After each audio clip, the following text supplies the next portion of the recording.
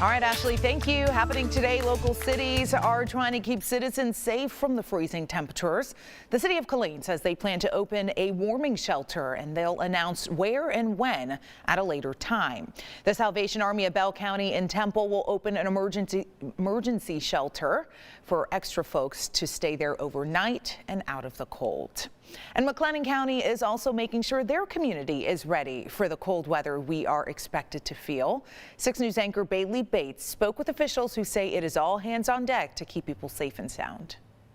Inside these walls, there's a team effort underway to make sure Waco in the McLennan County area is ready for the great freeze. Conversations are being had, resources are being moved into place, and we're doing everything we can to make sure that this passing weather, while unpleasant, won't be to the detriment or injury of anybody. Ryan Durker works for the Waco McLennan County Office of Emergency Management. He's calling on Central Texas to help do their part as the cold blows in. The best thing you can do for us is to help yourselves. Make sure that your homes are well insulated. If you have exposed pipes, make sure they're wrapped.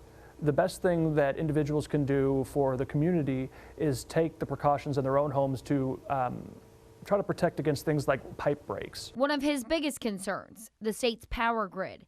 Durker believes it will hold up, but it could take some ease during the high demand weekend. To the extent that people can, if they want to protect the grid, try to conserve whatever you can within the bounds of what's safe for you and your family. Another worry for the emergency management team, unsheltered community members. Cold weather situations like this disproportionately affect unsheltered people in our community. He says the city of Waco has about 250 to 300 unsheltered people.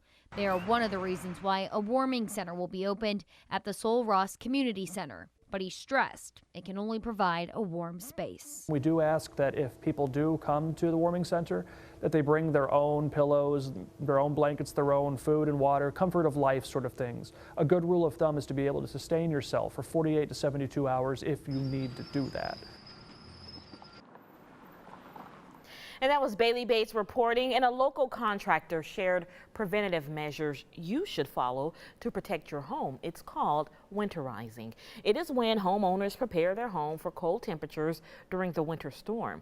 Killeen HVAC contractor Stephen Bailey says it is important to get your AC inspected to extend the life of your HVAC system and also keep your AC to at least 68 degrees. He says following these simple tips could minimize your damage to your home and your pockets. A good measure of action on the inside of your home is to open those cabinets underneath the sink sometimes, so that allow warm air to flow in there as well to keep those pipes from freezing and bursting. And a good thing, like I said, once again, is to keep it around 68 degrees. You don't want to go too high, but also you don't want to go too low to where you're uncomfortable.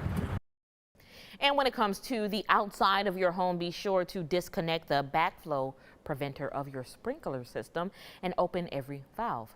Not doing so can result in even more damage to your home. And remember, you can track the weather from your phone and receive important updates with our 6 News app. It is free in all app stores, and you can also use the Near Me tab to safely send us pictures and videos of your weather in the area.